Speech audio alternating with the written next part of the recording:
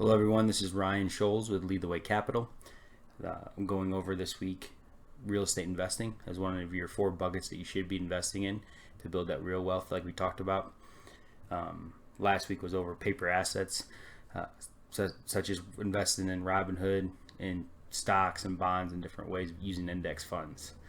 You should also look at buying businesses and or investing in businesses and buying commodities such as oil, energy, gold, silver, different areas like that. So back in 2012, it was about 4 years out of college. I was jumping between jobs. I didn't really have a solid job at the time. Had about $30,000 in student loan debt, about $1,500 to my name. So I didn't really have anything. I just read everything, could read everything about real estate I possibly could. So I knew it was a great investment, and I finally found a great deal. This was in St. Louis, downtown St. Louis. This was a 8-family multi-unit property. So it had 8 individual 1-bedroom, 1-bath units. Everything I read said the number one risk, the biggest risk, is vacancy. So the problem with buying single-family homes when you're starting out, you only have one person renting. If somebody leaves, then it's 100% vacancy rate. Where I only needed 4 people to stay in that 8-family. And it would cover all my expenses. So I was making profit off of the other 4 people when it was rented out. So it reduced my risk a lot. Again, it was a 8-family unit. Anything above 4 units is considered commercial.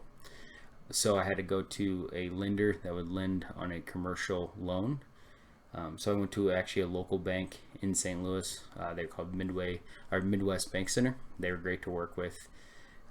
They were pretty easy, especially for somebody that didn't have a lot of assets or good financial statement. I had a partner in it as well. Good buddy of mine I worked with, had kind of the same mindset as me. Always wanted to get in something. Didn't have a lot of money at first either. So he actually went to one of his family members because we needed a down payment because the bank would loan 80% and we had to come up with the other 20 plus fees and everything when you do close the loan. And so he helped securing the 10% of it, and then I worked with the seller to actually take back a seller finance note for the other 10%. So he took a short-term loan. It was about 6 months. We paid that all back off the cash flow from the property. So we didn't have to come up with any of the down payment. We bought an 8-family multi-unit. The bank, they actually loan. There's different loans on it, but usually on a commercial loan, you're probably looking around 20 years amortized, and it's going to be a variable rate. So it usually adjusts about every 5 years or so. They relook at it again because they actually keep this loan in house with them, because those type of loans are good assets for them. They can make a lot of money and they hedge their risk against the market as well. So me and my partner managed it for 3 years. I just really wanted to do it. One is I was trying to save some money, and not have to pay some type of property manager. The other is I wanted to really learn how to actual property manage the property. And after those 3 years, I did learn I never want to be a property manager. It's definitely it's a hard, unique job, but I learned a lot from it. And then we started transitioning that to property managers. So the first property manager I had, the guy was going in there fixing things that didn't need to be fixed, and I was getting bills in the mail. So my return went down great. So then I moved to a different property manager, and they did the total opposite, where they were never there. It was starting to get really vacant, and then I was like, I'm either going to sell this off. I'm going to try this one more time. And one of my dad's friends had used a property manager called Deca Property Management in St. Louis. Switched over to them. They have been fabulous. I still own the property. They're great to work with. They send me a cash flow statement every month.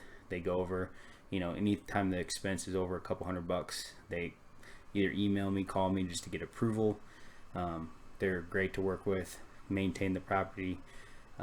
So I highly recommend it. And the whole goal of this in the investing world, just like in the stocks and bonds, you can set it up and you can start building those dividends every month. And what's with this, now that I found a good system, I can keep buying more property and using a company like Deca to help start funneling that cash flow back into to me, where they take over the day-to-day maintenance stuff, and then I can keep putting more deals together. So the whole goal is I want you guys to go out there. There are ways to do it. Again, I didn't have any money when I first started, and that's how I put that first deal together. I actually, a couple years ago, I bought my partner out from it, so I actually own it all myself now. I'll probably keep it forever. I don't really plan on selling it because it's kind of a retirement fund. So especially when it's paid off, I'll have that monthly cash flow coming in for the rest of my life. So especially when you're working with a great company, a great property manager, it makes my life a lot easier. So it's just something to look into. You definitely can buy real estate. You just, it's hard. It's a lot harder than what we went over with Robinhood and buying those stocks. That's an easy way to get started, but to get into those complicated deals to make real wealth, you need something like that. So again, please subscribe to my channel. If you have any questions or anything like that, leave comments below. I will get back with you and help you in any way I possibly can. I appreciate it. Thanks.